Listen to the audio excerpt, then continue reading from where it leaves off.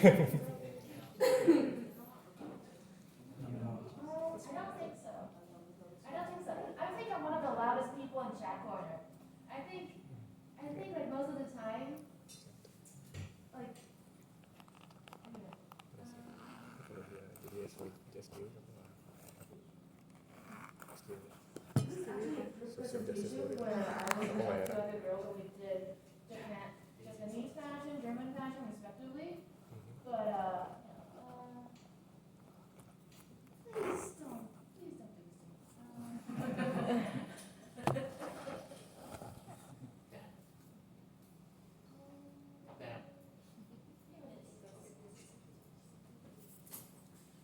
Okay, so starting off, this is my title screen, and yeah, so I'll be introducing South African fashion. Oh, this is so cool. I'll be separating my presentation into three sections mainly.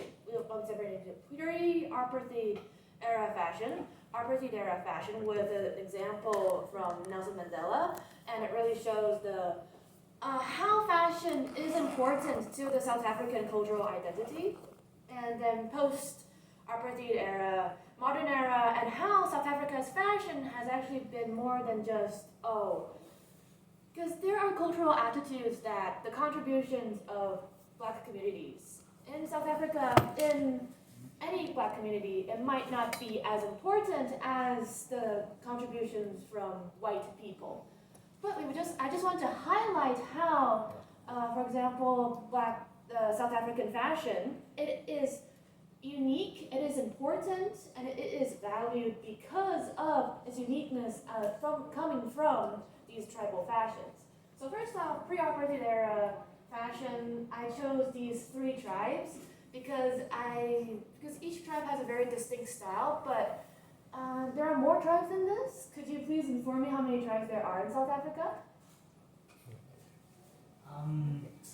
I think 20. I think there's about 11 tribes. 11? Really 11? Because I remember there are like 16 national languages of South Africa. 11. There's 11, and does it exclude English and Afrikaans? Including English and Afrikaans. So yeah, 11 national languages of South Africa, and including English, which is and then Afrikaans, which is spoken mainly by the descendants of Dutch and English immigrants, I would say, settlers. Yes, white people. Yes.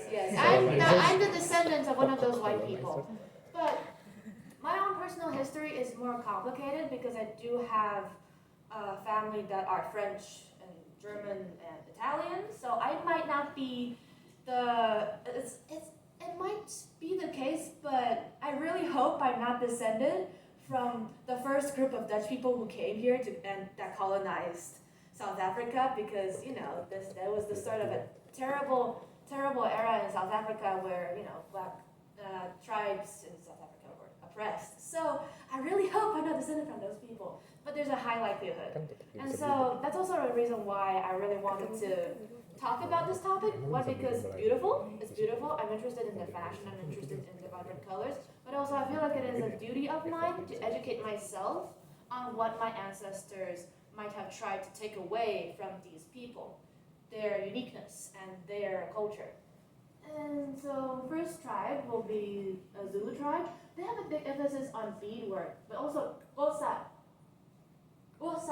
tribes also have a big emphasis on beadwork as well. Zulu beadwork, they make it into the headwear, the necklaces, and also on like stalls, just wherever you see, you go to South Africa, wherever you see, and then also just people selling these like beaded bracelets, necklaces on the side, although these are more just sold to tourists. But in like important ceremonies, coming of age ceremonies, they wear Zulu tribe. There's a fashion where they bead entire outfits out of these beads, and yeah. Next will be an example of why I chose. Even though I'm talking about pre-apartheid fashion, I I use modern pictures, it's because there has been an active effort in cultural preservation. Because these more vintage photos from at least 50, 60, no, 70 years ago, you can see that these are Osa warriors. I cannot click my mouse right now. Maybe every time I want to say that, I just ask YouTube for help. But basically, these are Gosa warriors, and you can see that the beating, the basic, it has remained the same after all these years. And the same with the Zulu warriors, especially on the markings on the shields. So that's why, even though it is an ancient fashion, there has been an active effort to preserve it to this day. And next, these are Gosa Mbako. You can see that there can be incorporations of Western styles into the Mbako. And you can see that this is more traditional, and this is also more traditional. But you can see that there can be tribal elements incorporated into like Western style suits and wedding dresses too, if I could put it up. And these are, please a second. Sotu style, blanket style tribal wear, which is, he said the thing about cultural diversity. You can see that just among these few tribes, all of these clothing look very distinct, and this is a more concrete way to really visualize it. And the fashion of the white colonizers, maybe I shouldn't talk about this, because it's just, no, skip. But the existence of white people in South Africa should not be erased, mainly to hold us accountable, hold the people who still hold the views from apartheid or any other racist views accountable, but also it's because they brought in things that did become an integral part of South African culture. That is outside of all the tribal culture that can be seen, that are seen very obviously here. During apartheid, this is about the apartheid era, fashion, respectability versus rebellion. This first photo is of ANC members, African National Congress members. You can see they're wearing suits, and that this is Nelson Mandela. They wore suits for the purpose of appealing to the apartheid government to have a place in a white-dominated society. Because wearing their tribal clothes, the attitude at the time was that they would not be taken seriously. Yes.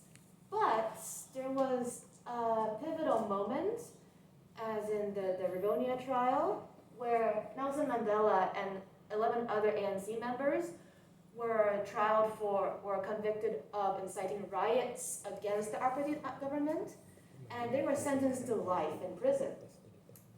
And so, I think my interpretation of why he chose to wear Xhosa tribal clothing during his trial is because he is trying so hard to accommodate these people, the apartheid government, who is still holding a colonizer mindset, and yet in exchange for his accommodation, in exchange for his sort of pleading to be listened to for the rights of his people, in exchange he was met with great injustice and he's going to be sent to prison for life.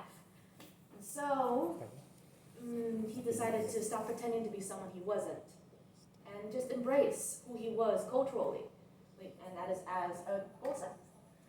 And this is just an example of how the fashion is really integral to the cultural dignity of South Africans. These are just some these are some hairstyles that we would not see, tribal hairstyles we would not see nowadays on Black people. And this is, yes, we would see it as unusual. We would see it as sort of incredible, in my opinion, that you can manipulate hair to be in such intricate styles. But these styles are more seen nowadays, like cornrows and braids. From my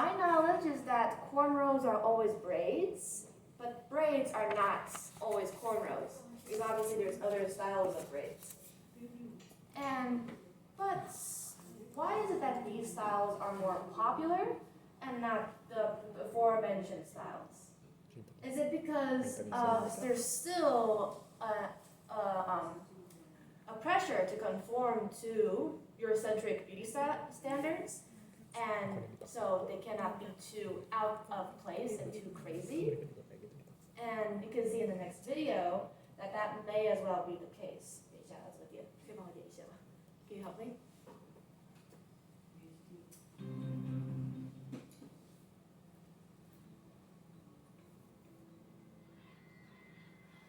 Can you make it louder? No.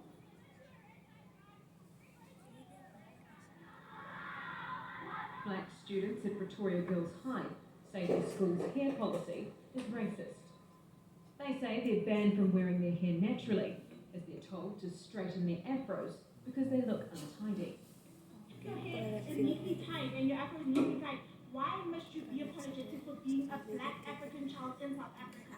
Why do black girls always receive the shortest end of the stick? The girls' protest has gone viral. The hashtag Stop Racism at Pretoria Girls High has been used more than 150,000 times, and more than 10,000 people have signed an online petition against the school's policy.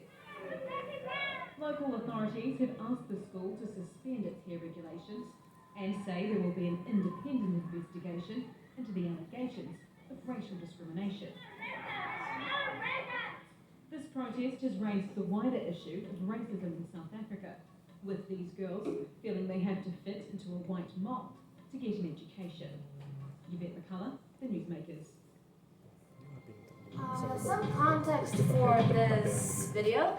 This incident only happened 8 years ago. So to this day, there are black African girls, as she said, why do black African girls have to be apologetic about wearing their natural hair in South Africa? Why there is a problem is because this is Pretoria Girls High. Pretoria is a white dominant society. The vineyards, the bourgeoisie live there, and you know who make up the majority of the bourgeoisie? White people. And so these standards are imposed on these black girls who are just looking to get a better education. But despite this sort of Okay. And this is post-apartheid era. These are just some examples of how, you know, these tribal fashions are being put on a global stage. First off is 1997, the start of South African Fashion Week. You can see the more geometric designs and clothing are seen on runways and are being praised as being innovative. 1994, South Africa held the Miss World pageant, and that is Miss World South Africa herself. In 1998, Naomi Campbell organized Versace for Africa to help fund the Nelson Mandela Children's Fund. And so not only was it for a charitable cause, but also, again, made another name for South Africa on the global scene. These are just some designers who take inspiration from South African fashion and incorporating South African tribal elements into their fashion. And Nana Larcherry with Shweshwe. And then Pansy Nkosi with 1950s Soviet and Kofifi style. Kofifi style, this is more, not vintage Kofifi style, but the more commonly seen style. Basically, it is incorporating tribal fashions into modern and Western cuts, with an emphasis on practicality as well. And so those are how runway looks, very camp and stuff. One the Zimade with Books and Coca, he really started making streetwear a big emphasis in South Africa, but never loses the emphasis on geometric patterns and vibrant colors. Okay, should I go into this? This is a bit. But basically, Shweshwe fabric is a fundamental part of a lot of like wedding ceremonial clothing. But the dyes used for this clothing has European roots. It is undoubtedly the pride of South Africa, but so how much emphasis should we put on it having foreign roots? How does it actually hurt? Well, anyway, I'm sorry.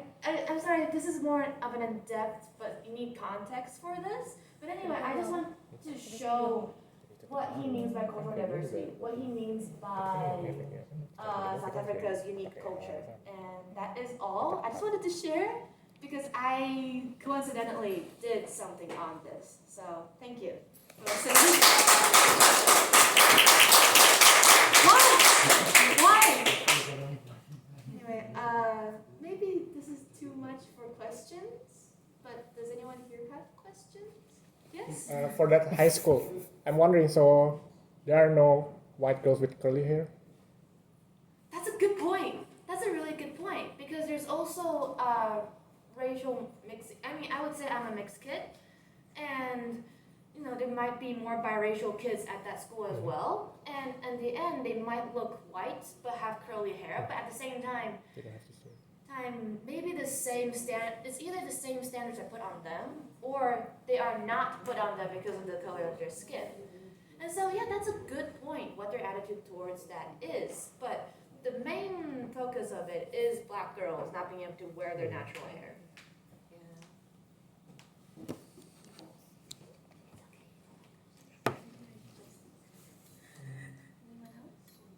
Okay, I just want